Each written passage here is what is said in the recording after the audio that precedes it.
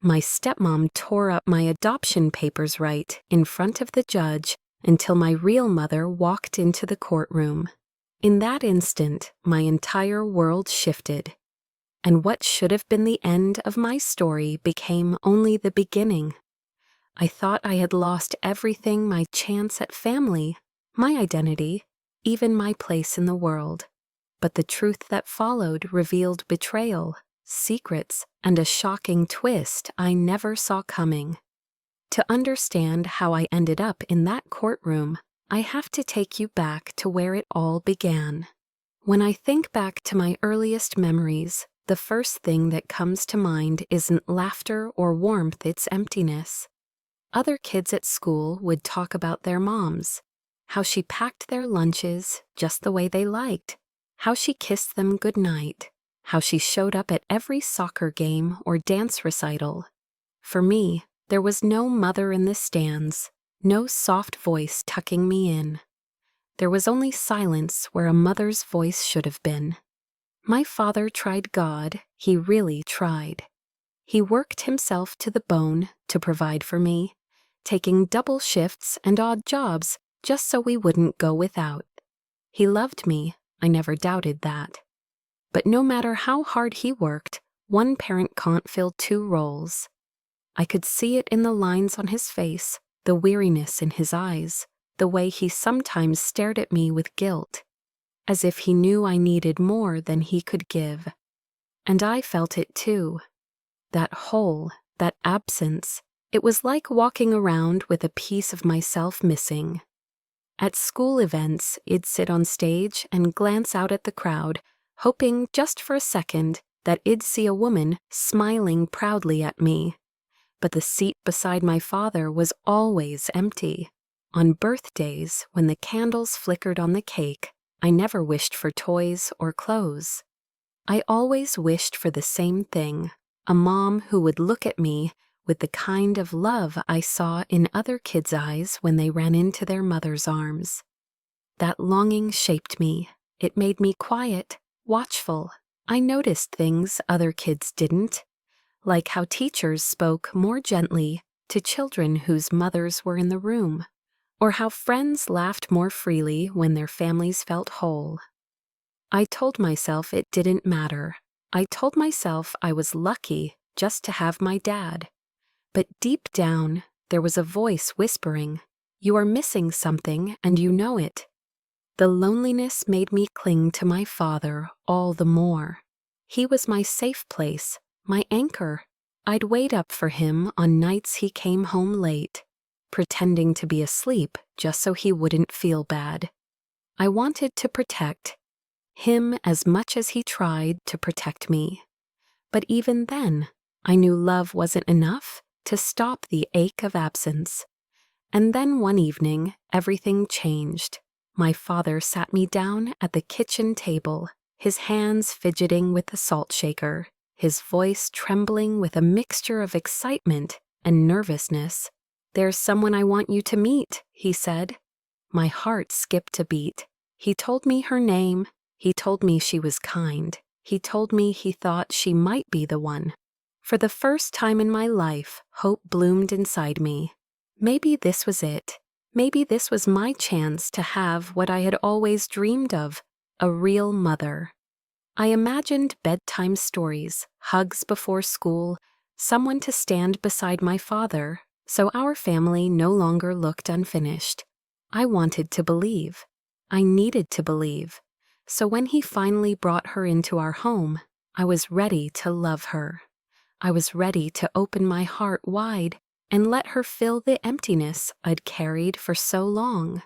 But the woman who entered our lives was not the mother I had been waiting for. The day my father introduced me to her, I can still remember the way he straightened his tie 3 times before ringing the doorbell. He was nervous, and that made me nervous too. But when she opened the door, everything else disappeared. She looked perfect.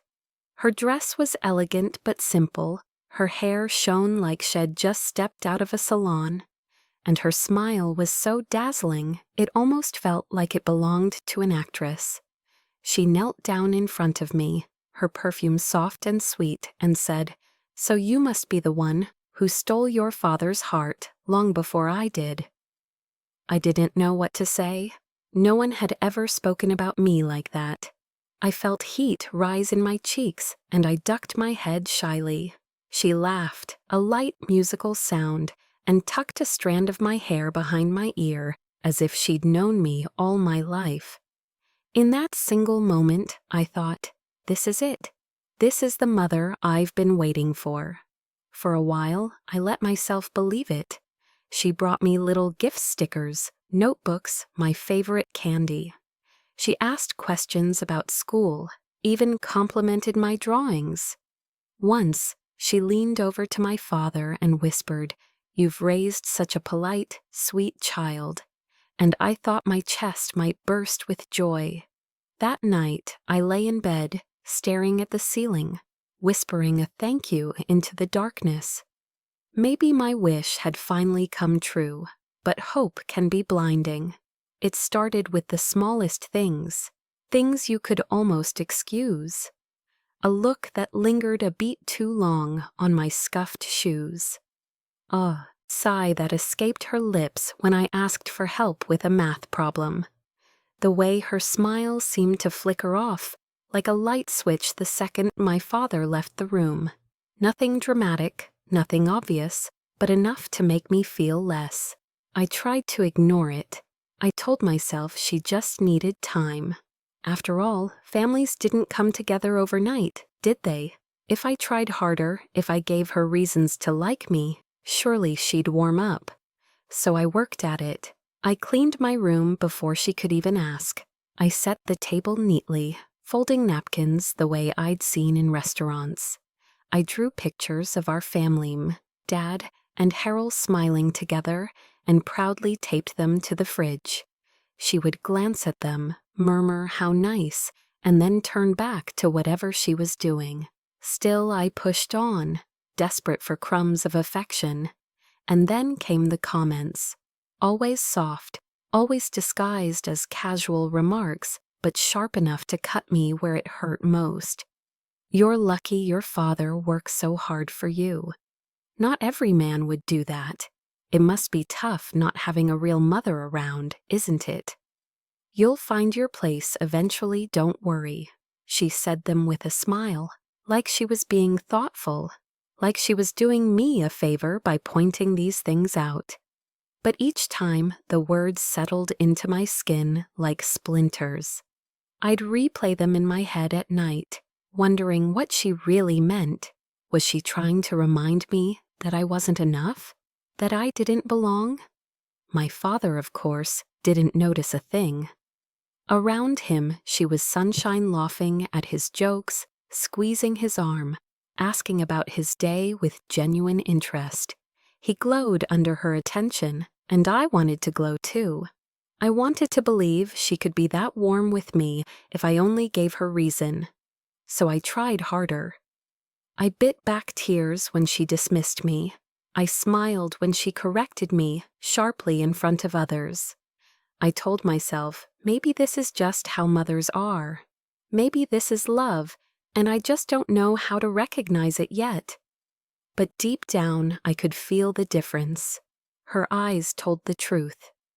When she looked at me, there was no love, no softness, only calculation. And it wasn't just indifference. Over time, I would learn it was something darker, something deliberate. She wasn't simply withholding her love, she was laying down rules, invisible chains, making sure I knew exactly where I stood. I was not her child. I was not truly part of her family. Still, as a child who had spent so many years aching for a mother, I clung to hope with both hands. Hope doesn't die all at once. It starves, slowly, painfully, fed only scraps, but refusing to let go. And that hope blinded me. It kept me from seeing the bars of the cage she was quietly building around me. At first, I didn't notice the rules. They weren't written down, and she never announced them. But little by little, they crept into my life, until every step I took felt like walking on a floor covered in broken glass. One of the first rules was about silence. When my father was home, I was allowed to talk, laugh, share my stories from school. But when it was just her and me, the air grew heavy. If I spoke too much, she would glance at me over her magazine, eyebrows raised, lips pressed tight. She never had to say the words. That look was enough. Quiet down. Don't bother me. Another rule was about space. The living room, with its perfect white rug and shiny coffee table, was hers. The kitchen, too. I was allowed in those rooms only if I was useful fetching something, cleaning something, setting the table. My real space, she made clear, was my bedroom. Go to your room, she'd say, almost like it was a kindness. And so I spent hours alone, listening to the muffled sound of the TV in the other room, imagining what it would feel like to be invited to sit beside her. Then there were the rules about my father. Around him, I had to play the part of the happy child. She made sure of it. If I frowned or sulked in his presence, her nails would brush lightly against my shoulder, just a quick, subtle scratch. Not enough to hurt, but enough to warn. Don't ruin this for me. And I didn't, because the one thing I wanted, more than her approval, was to keep my father happy. But the hardest rule of all was about love. She never said it out loud, but I felt it every day. Her love was off limits. It wasn't for me. If I hugged her, she would stiffen, her arms hovering awkwardly at her sides. If I told her I love you, she would smile, but it was the kind of smile you give a stranger on the street, polite, empty, fleeting. I lived like that for years, shrinking myself smaller and smaller, hoping one day she'd see me, hoping she'd change her mind, hoping it'd finally become enough. But children can only carry so much hope before it turns into desperation. One night, I overheard my father talking to her in the kitchen. His voice was gentle but firm. "I want to make this official," he said. "I want to adopt her properly. She deserves that." My heart pounded so loudly, I thought they might hear it from my room. Adoption, the word I'd been dreaming of. Adoption meant belonging. Adoption meant I couldn't be taken away. Adoption meant she would finally be my mother. I pressed my ear against the door, waiting for her response. She laughed, a short, sharp laugh that sent a chill down my spine. Why rush? She's already here, isn't she? What difference does a piece of paper make? But my father didn't back down. He said he wanted to give me security, a real future. He said it mattered to him that I was fully part of our family. And in that moment, I felt something I hadn't felt in earshot rising like a flame. If he pushed this through, if he made it happen, then no matter how she treated me, I would finally belong. I lay awake all night, staring at the ceiling, whispering the word to myself like a prayer. Adoption, adoption, adoption. But I had no idea that the very thing I prayed for would light the fire of her rage, and that she would do everything in her power to destroy it. I don't think I'll ever forget the way my father looked that evening. His face was tired from work, his shirt sleeves rolled up, but his eyes were alive in a way I hadn't seen for years. He set a folder on the kitchen table in front of me, and for a second I thought it was just bills, or one of those documents he was always sorting through. But then he sat down, leaned toward me, and said words that made my heart stop. "Sweetheart, I've spoken with a lawyer. We're starting the adoption process." At first, I didn't even know how to respond. My pencil slipped from my fingers and rolled onto the floor. My mouth went dry. Adoption. The word was like magic. It carried weight, permanence, a promise I'd been waiting for all my life. Really, I whispered, my voice trembling. He reached across the table and covered my hand with his. His palm was rough, calloused from years of work, but his grip was steady. "Really," he said, "soon it'll be official. You'll be mine, not just in my heart, but on paper too. No one can take that away from us." I wanted to cry, but the tears wouldn't come. My heart was pounding too hard, my mind racing too fast. I'd spent so long wondering if I truly belonged, if I was just a guest in my own home, waiting for the day someone told me to pack up and leave. But adoption meant I couldn't be erased. Adoption meant safety. Adoption meant home. That night, I couldn't sleep. I lay in bed staring at the ceiling, letting my imagination run wild. I pictured us in the courtroom, the judge smiling kindly as I signed my name. I pictured my father beaming with pride, his arm around my shoulders. And most of all, I pictured Hermie's stepmom standing beside us, her eyes soft with acceptance, finally seeing me as her daughter. In my fantasies, she hugged me tightly, whispered, "I'm so proud of you," and called me hers. I clung to that vision like it was a lifeline. Maybe this was the moment everything would change. Maybe this was when I'd finally have a real mother. But reality doesn't bend itself to a child's fantasies. When my father told her, she put on a show that would have fooled anyone. Her lips stretched into that perfect smile, her eyes glistened, and she clapped her hands together. "That's wonderful, darling," she said, kissing him on the cheek. "Of course it's the right thing to do. She deserves it." Her performance was flawless. To my father, it looked like joy. To me, it looked like glass, shiny, brittle, and ready to shatter. Later that night, I passed her in the hallway, on my way back from brushing my teeth.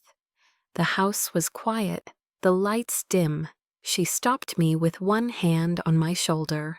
Her nails pressed lightly into my sweater, not enough to hurt, but enough to hold me still. Her smile was gone. Her eyes were hard. "Don't get too excited," she whispered, her breath warm against my ear. "Paper doesn't make you family." The words landed like stones in my stomach. I stood frozen, my toothbrush still in my hand, staring up at her. I wanted to ask her what she meant. I wanted to demand why she would say something like that, but I couldn't. My voice was gone, swallowed up by fear. She released me just as quickly, smoothed down her robe, and walked away as if nothing had happened. That night, I lay awake, replaying her words over and over. "Paper doesn't make you family. Paper doesn't make you family." The phrase turned into a curse in my head. But when the sun came up, I forced myself to believe it imagined it. I told myself she was tired, that maybe I'd misunderstood. I convinced myself she would come around once everything was official, because I had to believe it. If I didn't, I'd have nothing left to hold on to. In the weeks that followed, I clung to the process like a lifeline. I watched my father fill out forms, his pen scratching across the paper. I listened as he spoke on the phone with lawyers, his voice firm and determined. I saw the stamped envelopes sealed and sent away, carrying pieces of my future inside them. Every detail became part of me. Sometimes, when no one was looking, I would sneak into his study and open the folder just to run my fingers over the documents. The thick paper, the embossed seal sit, all felt sacred, like a promise written into stone. I whispered my new last name under my breath, testing how it sounded. For the first time in my life, I felt like I was becoming whole. But with every step forward, she grew colder. Her smiles became sharper, stretched too thin. Her kindness in public turned brittle, like glass about to break. She began reminding me constantly how lucky I was. "Your father works so hard. You should be grateful." Not everyone gets a roof over their head. Each comment chipped away at the joy I was trying so desperately to hold on to. And then came the looks, a sideways glance when Dad wasn't watching, a smirk that didn't reach her eyes, a raised eyebrow that sent chills down my spine. I began to recognize them for what they were, warnings. She was planning something. She wasn't going to let this happen. At night, I pressed my hands together under the covers and whispered prayers into the dark. Please, please don't let her stop this. Please let me belong. Please don't take this away from me. But deep down, I think I knew. Because while I was dreaming of adoption, she was already plotting its destruction. At first, the sabotage was quiet, almost invisible. Like a shadow that passes so quickly, you wonder if you imagined it. But little by little, her handprints were everywhere. It began with the lawyer's appointments. My father would come home, briefcase heavy in his hand, and tell me about the next steps. "We'll meet with the lawyer on Tuesday," he'd say, ruffling my hair. I'd beam, heart soaring. But when Tuesday came, my stepmom would suddenly announce a family emergency, or complain that she wasn't feeling well, or insist that Dad cancel because something more important came up. At first, I believed her. I thought she was unlucky or sick or busy. But the more it happened, the clearer it became. She was delaying on purpose. She was putting cracks in the road I thought would lead me to a family. And then came the whispers. She was clever about them, always waiting until Dad's back was turned, always lowering her voice so only I could hear. "Adoption won't change anything," she murmured once, sliding a plate of food in front of me. "You'll still be you." Another time, as she passed me in the hall, she said, "Do you really think he'll love you more just because of a piece of paper?" Her words burrowed into me, feeding the doubts I tried to keep buried. But the worst whispers weren't meant for me. They were meant for my father. I caught pieces of them at night, drifting through the thin walls of our house, her voice low, persuasive. "She's still young, she won't understand. Maybe we should wait. What's the rush? Do you really want to tie yourself down with all that paperwork? You've already done enough for her." Each word was a poisoned drop in my father's ear, wearing down his resolve. I could see it in his face when he spoke to me about the process. His words were still firm, but his eyes carried doubt now, as if the fire that once burned so brightly had begun to dim. One night, I gathered my courage and asked him outright, "Dad, do you still want to adopt me?" He looked at me for a long moment before answering, his shoulders heavy, his voice soft. "Of course I do, sweetheart. But adoption is complicated. It's expensive. It takes time. We'll get there." But I heard what he didn't say. She's making this harder. She's pushing back. And I don't know how long I can fight her. The more the process moved forward, the more vicious she became. She started finding ways to humiliate me in front of guests. At dinner parties, when someone asked what I wanted to be when I grew up, I'd shyly say a teacher or a writer, and she'd laugh lightly, covering it with a sip of wine. "She changes her mind every week," she'd say. "Who knows what she really wants?" Her friends would chuckle, and I'd sit there, cheeks burning, stabbing at my food with my fork, wishing the ground would swallow me whole. At school, she'd conveniently forget to sign permission slips, leaving me excluded from field trips. When teachers asked, she'd smile sweetly and say, "Oh, I must have misplaced it." My classmates looked at me differently, like I was unlucky, like I wasn't cared for. But what broke me most was the way she twisted my father against me. She'd point out my mistake, show I left my shoes by the door, how I forgot to rinse my dishes, how I sometimes stayed up too late with a book. She turned every small fault into proof that I wasn't ready, that I wasn't deserving. One evening, I overheard her say, the words that made my blood run cold. She's not really ours, you know, and maybe it's better that way. I pressed myself against the wall, my heart hammering so loud I thought they'd hear it. Not really ours. I wanted to run in, to scream, to beg my father not to listen. But I stayed frozen, silent, because some part of me already knew the truth. Her voice carried more weight than mine. Still, my father kept pushing, even against her resistance. He kept the process alive. And finally, despite her delays and doubts, the court date was set. The adoption hearing. The day that was supposed to secure my place forever. I should have been overjoyed.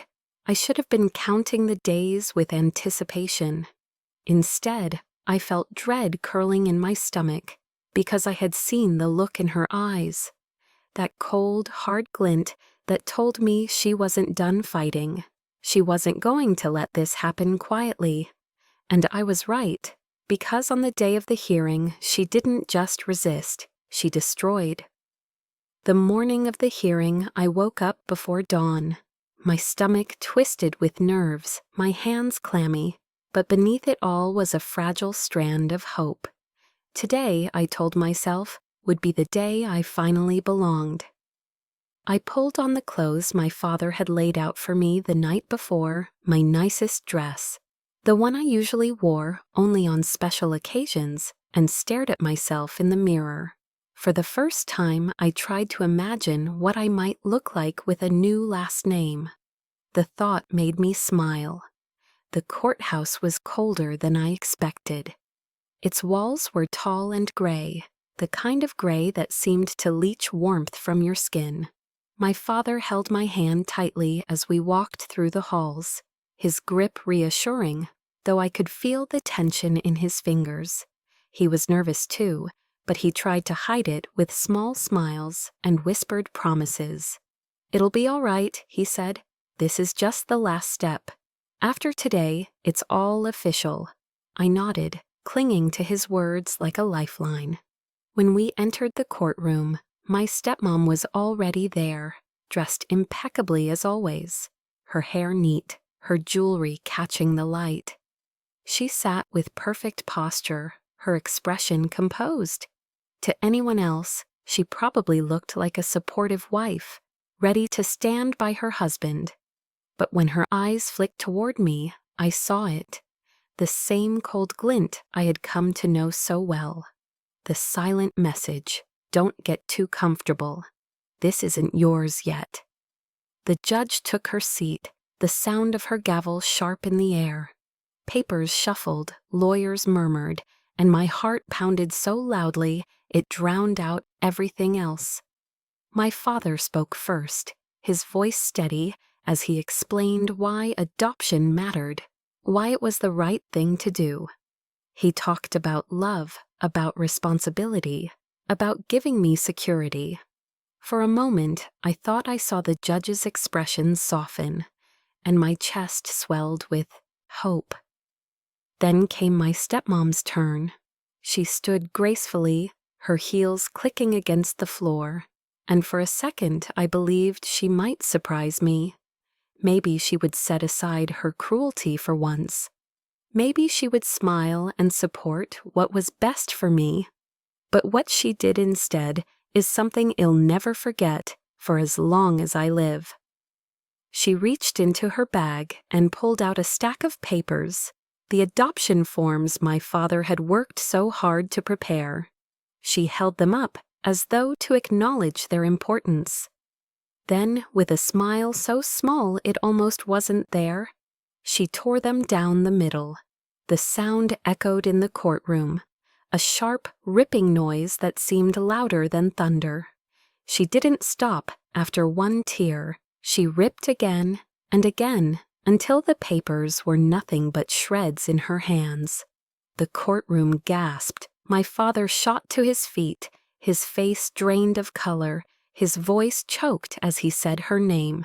The judge slammed her gavel, demanding order, but all I could hear was that awful soundpaper tearing, dreams unraveling. I sat frozen in my chair, my breath caught in my throat, my entire body trembling. In that moment, I felt like my whole world had been destroyed. Those papers were more than ink and signatures. They were my future. They were my proof that I mattered, that I belonged. And now they were nothing but scraps, littering the courtroom floor. My stepmom's eyes met mine, and I swear she enjoyed it. Her lips curled into the faintest smirk, a look of triumph. She had won. She had destroyed the one thing I wanted most. Tears blurred my vision, but I refused to let them fall. I stared at my lap, my hands clenched so tightly they ached. My heart pounded with humiliation and despair. I thought, this is it. It's over. I'll never belong. I'll never be enough. The judge's voice broke through the fog, sharp and commanding, demanding to know what had just happened. My father tried to explain, his words tumbling over each other in desperation, but I barely heard them. The world felt muted, distant, like I was underwater. All I could focus on was the ache in my chest and the sound of those papers being torn apart. And then, just when I thought it was all lost, the doors to the courtroom opened. The sound of footsteps echoed against the floor, slow but steady. Every head turned. My breath caught in my throat as a figure stepped inside. At first, I thought my mind was playing tricks on me. I thought I was dreaming, but as she walked closer, the truth hit me like lightning. It was my real mother. The doors creaked open with a sound that cut through the noise of the courtroom like a blade. At first, no one seemed to breathe. Even the judge's gavel, which had just been pounding furiously to restore order after the tearing of the papers, froze midair. My father's lips parted, words dying in his throat, and for the first time, even my stepmom's smile faltered. I turned toward the doorway, and my heart stumbled. A woman stood there, framed in light from the hallway. Her figure was slim but steady, her head held high, and there was something about the way she carried herself that made it impossible to look away. At first, I thought I was seeing a ghost. Her presence didn't feel real, it felt like something pulled out of a dream. Step by step, she moved forward. Each click of her heels echoed like thunder against the marble floor, and each step sent a jolt through me. As she drew closer, her features sharpened, and the impossible truth began to unravel in front of me.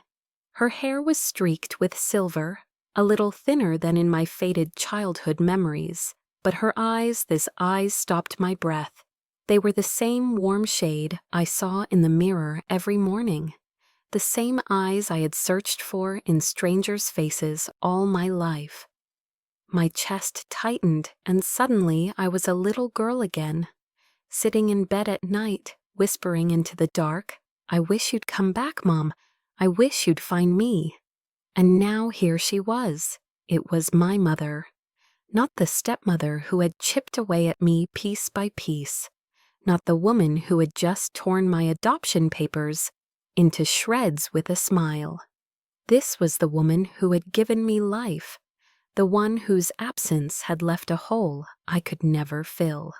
She was real. She was standing in front of me, and she was looking straight into my eyes like she had known all along where to find me.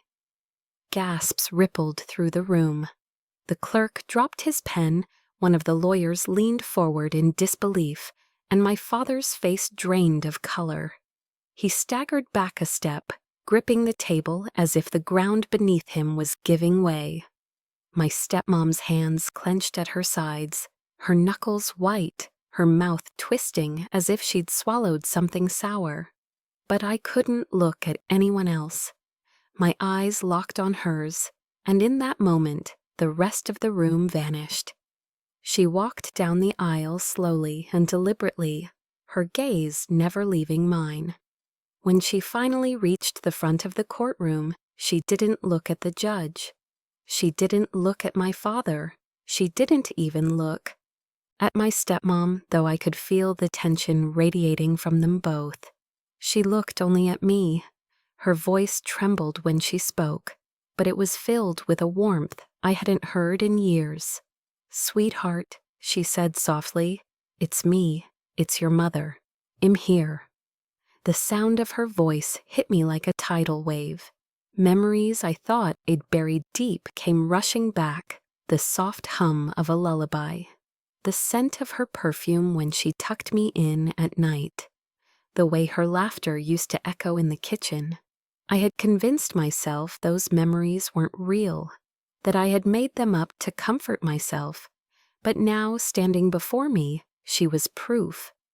Those memories weren't fantasies. They were pieces of her I had carried all along. Tears filled my eyes, blurring everything until all I could see was her. My throat closed, my body shook, and though I wanted to move, to throw myself into her arms, I couldn't. I was frozen in disbelief, terrified that if I reached for her, she might vanish again. The judge cleared her throat, her voice steady despite the chaos. "And who are you, Mom?" The woman straightened, drawing herself up tall, her chin lifted with pride. "I am her mother, her real mother, and I'm here to claim my right to be in her life." A hush fell over the courtroom before it erupted into whispers. Lawyers turned to each other in shock, murmuring under their breath.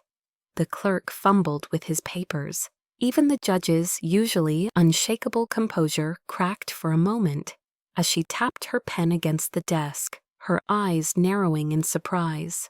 My father opened his mouth, but no words came out. He looked like a man who had seen a ghost. His face was pale, his hands trembling slightly as he gripped the edge of the table. And then there was my stepmom. Her mask slipped. Gone was the polished smile, the perfect poise. Her jaw clenched tight, her nostrils flared, and her eyes blazed with fury. I had never seen her so shaken.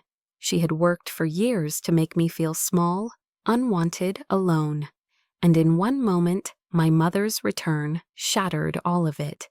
She found her voice at last, sharp and cutting. "This is absurd. She abandoned her years ago. She has no place here." But my mother turned her gaze on her, calm and unflinching, and for the first time, I saw fear flicker in my stepmom's eyes. Her voice rang out, clear and steady, filling every corner of the courtroom. "I never abandoned her.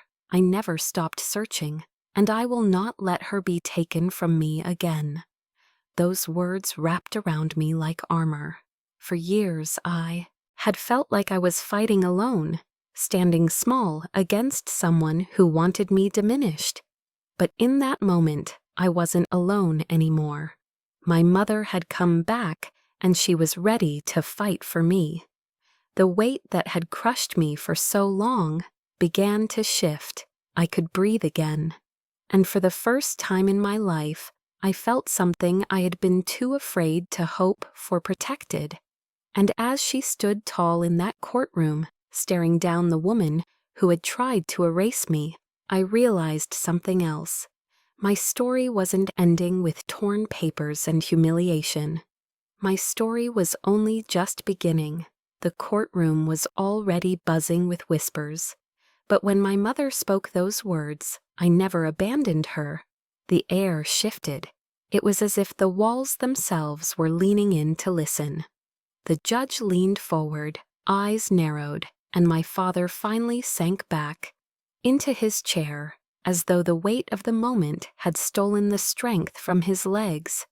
My stepmom sat rigid, her hands folded too tightly in her lap, the skin around her knuckles turning pale. I sat frozen, staring at the woman who had just shattered everything I thought I knew about my life. My mind spun in circles. How could she be here? Where had she been? Why now, after all these years? the judge rapped her gavel, restoring order. Her voice was calm but firm. "If you're going to make such a claim, you'll need to explain yourself. Why haven't you been present in your daughter's life? Where have you been all these years?" My mother's gaze flicked briefly toward me before she turned to the judge. Her voice trembled at first, then grew stronger with each word. "I wanted to be here. I wanted to raise her. But I was told she didn't want me. I was told she was better off without me." The words hit me like a blow. My chest tightened and I gripped the edge of my chair. Told? By who? I turned instinctively toward my stepmom, and her lips pressed into a thin line, her eyes darting away for just a second too long. My mother continued, her words spilling out like a dam had broken. "When her father and I separated, I was in a difficult place. I wasn't perfect, I made mistakes. But I fought for her. I filed for visitation, I begged for updates, I sent letters and gifts. And do you know what I was told? That she never saw them, that she wasn't interested, that she was being raised by a new mother who loved her as her own." Gasps filled the room. My heart sank into my stomach. I felt dizzy, like the floor was tilting beneath me.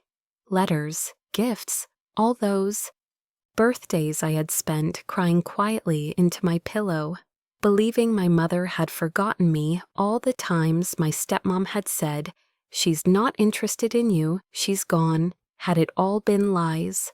I turned to look at my stepmom, my eyes burning. She didn't flinch, but her face was pale, her jaw set. She knew. She had kept it from me. She had taken every word, every gift, every chance of connection my mother had tried to send, and she had buried it. My mother's voice cracked, but she pressed on. I tried for years, and when the letters stopped coming back to me, when the phone calls went unanswered, when the court told me her father's new wife had everything under control, I began to believe them.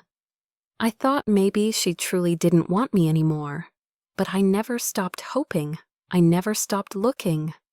And now, standing here, I see the truth. She was never lost to me. She was hidden. Tears blurred my vision. I wanted to scream, to cry, to run across the room and collapse into her arms.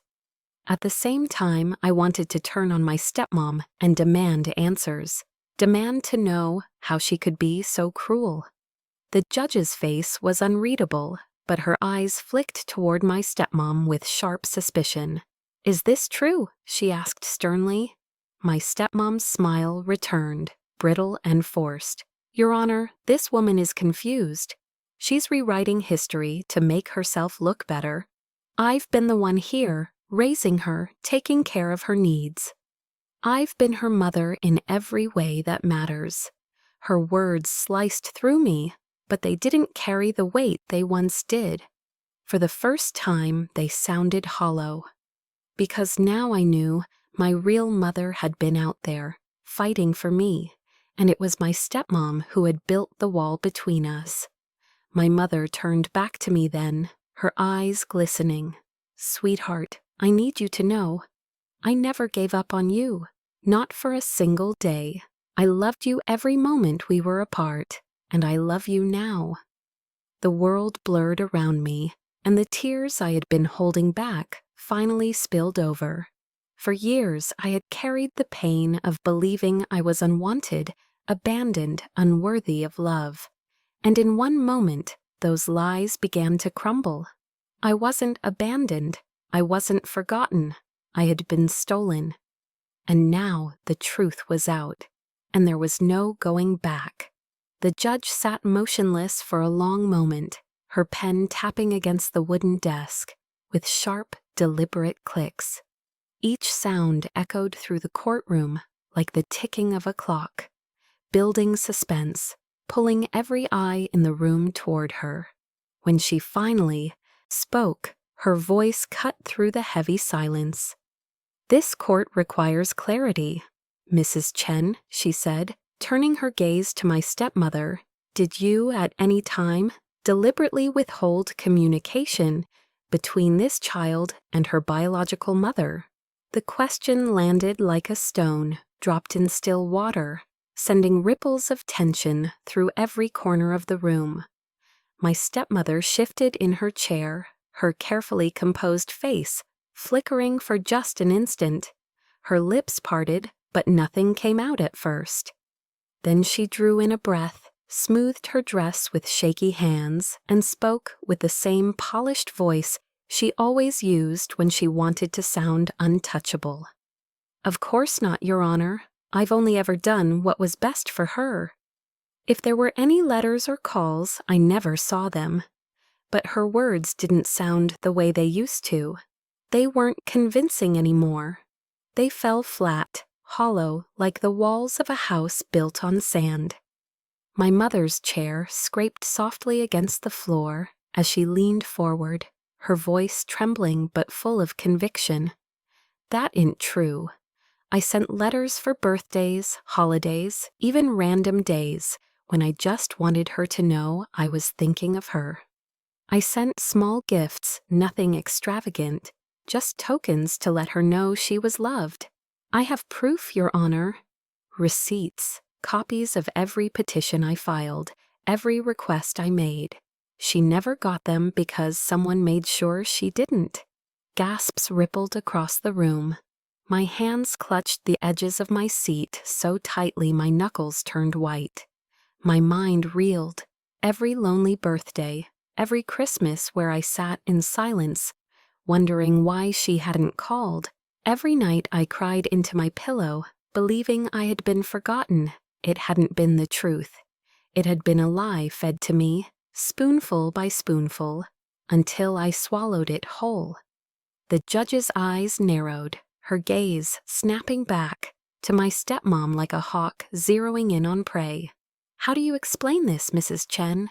For the first time, my stepmom faltered. She blinked rapidly, her smile strained, her hands clasping together so tightly her rings dug into her skin. "Your Honor, with all due respect, people remember things differently. She may think she sent letters, but I never saw them. And if I didn't see them, then perhaps they never arrived. She's rewriting history to make herself look like the victim. I was the one here raising her, providing for her, being her mother in every way that matters." Her voice was firm, but her eyes betrayed her. They darted too quickly, avoided the judge's piercing stare. My mother didn't back down. Her voice grew stronger, steadier. "No, she's lying. I can prove it. I brought documentation, postage receipts, certified mail slips, even copies of legal filings I made. Every attempt was blocked, ignored, or dismissed. My daughter was not abandoned. She was hidden from me." The bailiff stepped forward as my mother held up a thick envelope, its edges worn and yellowed from years of being carried, guarded, preserved. He took it from her hands and delivered it to the judge. The judge opened it carefully, pulling out stacks of paper scuppies of letters, notes from courts, receipts with my mother's signature, scrawled in black ink. She flipped through them slowly, methodically, her brow furrowing deeper with every page she turned. My heart thudded in my chest, the sound deafening in my ears.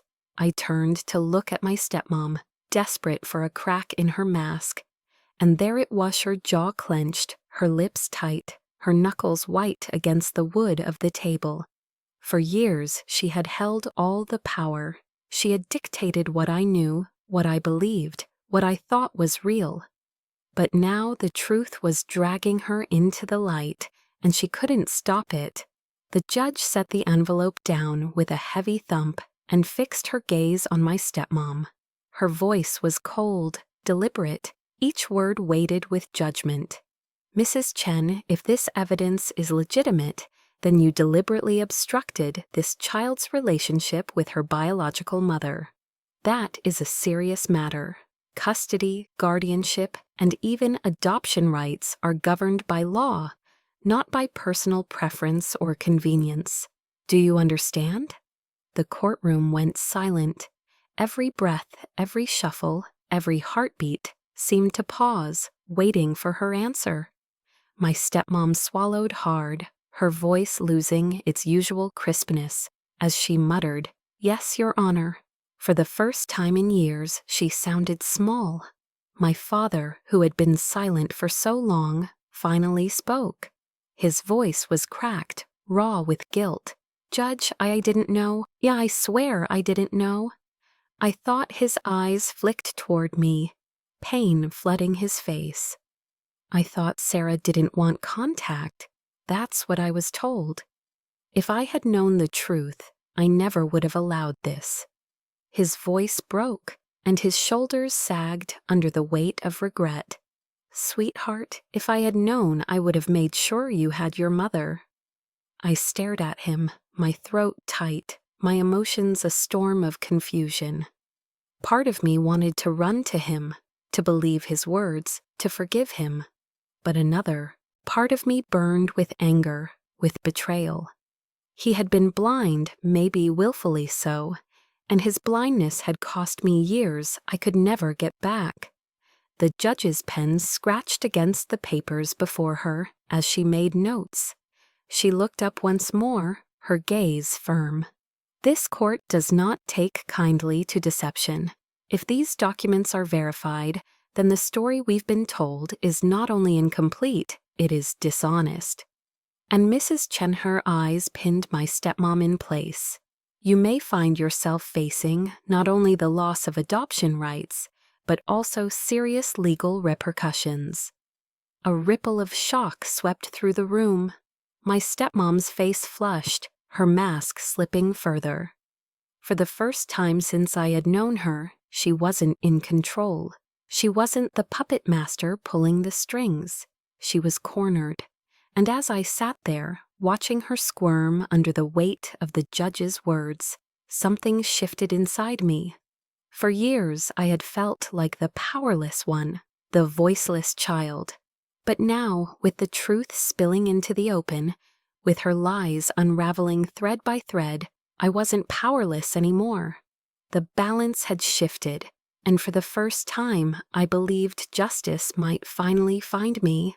The judge adjusted her glasses and sat back in her chair, the weight of the envelope still sitting heavily on her desk. She rested both hands on the wooden surface, her fingers drumming slowly as she gathered her thoughts. The silence in the courtroom was suffocating, so thick it pressed against my skin.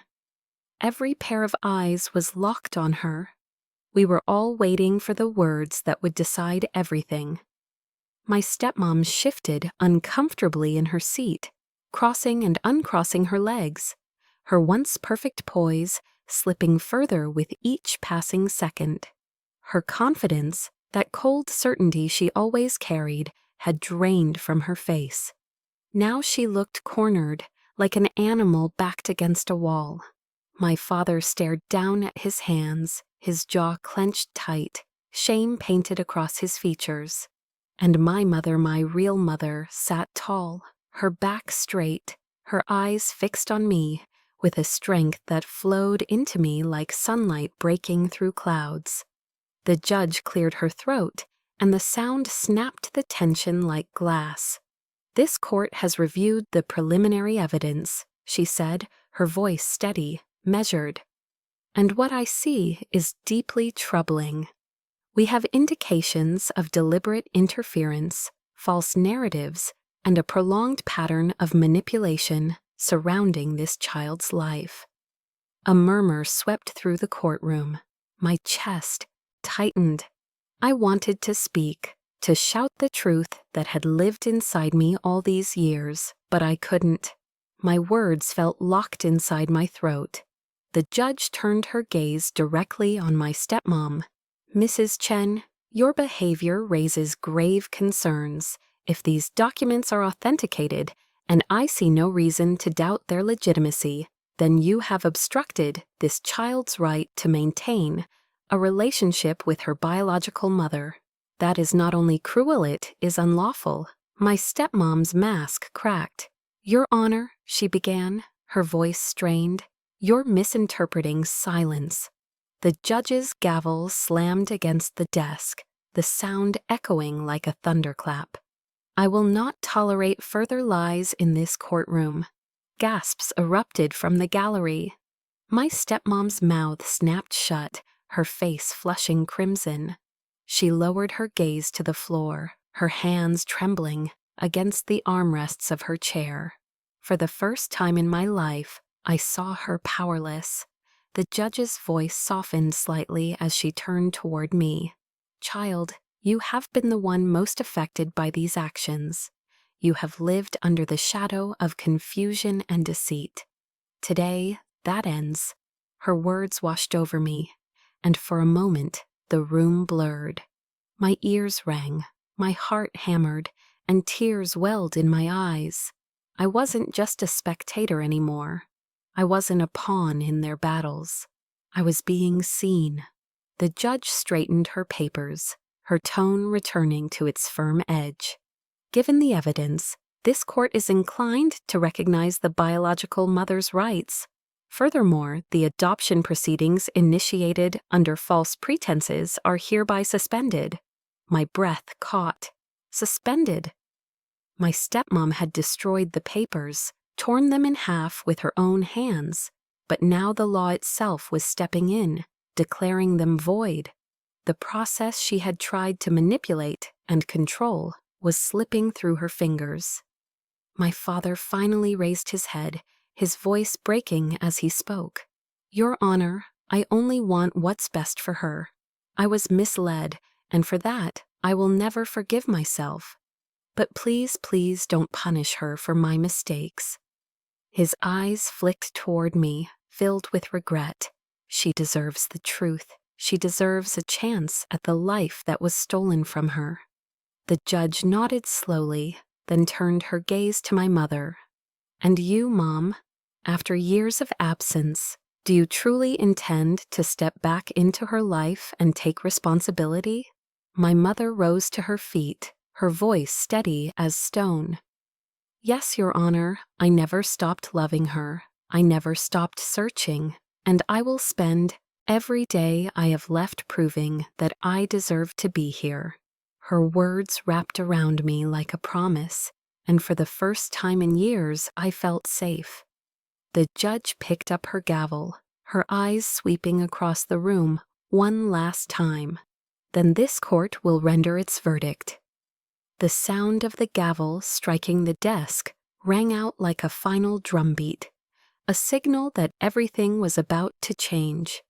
The air crackled with tension, every heart in the room holding still, and as I sat there, clutching the edge of my chair, I realized the moment I had been waiting for was finally here. The lies, the betrayal, the years of silence, they had all led to this. The truth was no longer hidden. The verdict was coming. The air inside the courtroom was so still it almost felt sacred. Every breath, every heartbeat, every shifting chair seemed magnified. I could feel my own pulse pounding in my ears as the judge leaned forward, her hands folded over the papers before her. This was it, the moment everything would finally be decided. She began slowly, her words deliberate, each one falling like a stone into the silence. "This case has revealed disturbing truths. Evidence presented to this court suggests that attempts were made over many years by the biological mother to remain in contact with her child attempts that were systematically obstructed." Her eyes lifted, locking onto my stepmom. "The actions taken to prevent this child from receiving communication cannot and will not be excused." My stepmom flinched as though she'd been struck. She opened her mouth, but the judge silenced her with a sharp lift of her hand. "Enough, you have spoken plenty, Mrs. Chen. And what I have heard convinces me that your actions were not guided by the child's best interests, but by your own need for control. You tore up official papers in the middle of this very courtroom act. of blatant disrespect, not only to this court, but to the child whose future hung on those pages. The room buzzed with whispers. My father buried his face in his hands, the weight of shame heavy on his shoulders. My stepmom sat frozen, her face pale, her fingers twisting the fabric of her dress, until the threads seemed ready to snap. For years she had sat above me, sneering, condescending, treating me as though I were disposable. Now she was the one, trembling beneath the weight of judgment. The judge's gaze softened as it turned toward my mother. As for the biological mother, your persistence has not gone unnoticed. This court recognizes your documented efforts and finds no evidence of abandonment. On the contrary, the record shows you were systematically denied access to your daughter. That denial ends today. My breath caught. The words echoed in my mind like bells ringing in a tower. That denial ends today. The judge's voice grew stronger, rising like a tide. This court hereby recognizes the biological mother's legal rights as parent. Custody arrangements will be reviewed immediately, and all further proceedings will prioritize the well-being of this child above all else. The adoption process initiated under deceptive circumstances is void. A gasp tore itself from my chest before I could stop it.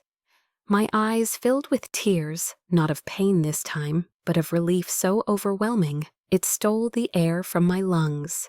For years I had carried the weight of being unwanted, unseen, unloved, and in a single ruling that burden was lifted. The judge's gaze snapped back to my stepmom, her voice like steel. Furthermore, this court will be referring your actions for investigation. Interference of this kind is not only unethical, it may be criminal. Consider yourself warned, Mrs. Chen. Your behavior has consequences. It was like watching a tower collapse.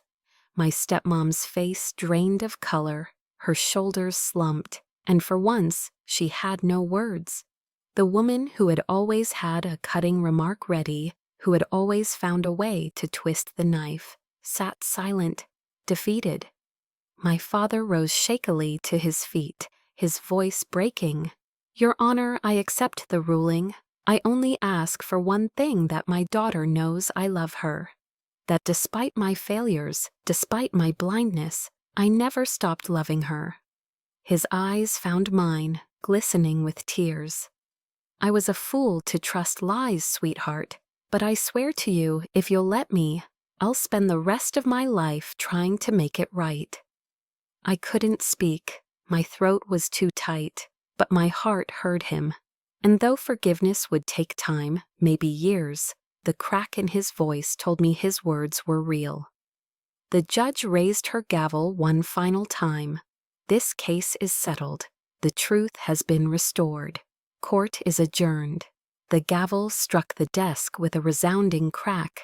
The sound echoed through the chamber, final and absolute. And just like that, the nightmare I had been living for years began to dissolve. My mother turned toward me, her eyes brimming with tears, and for the first time in what felt like forever, I felt safe enough to let my own fall. I stood on shaky legs, and when she opened her arms, I fell into them. She held me so tightly it felt like the world could fall apart, and I would still be whole in her embrace. Around us, the courtroom erupted in chaos, lawyers gathering papers, spectators whispering, my stepmom storming toward the exit with fury burning in her eyes, but none of it mattered. For the first time in my life, I wasn't focused on what she thought of me. For the first time, I knew the truth. I was loved. I was wanted. I was not alone. And as I clung to my mother in the middle of that courtroom, the torn papers scattered across the floor seemed meaningless.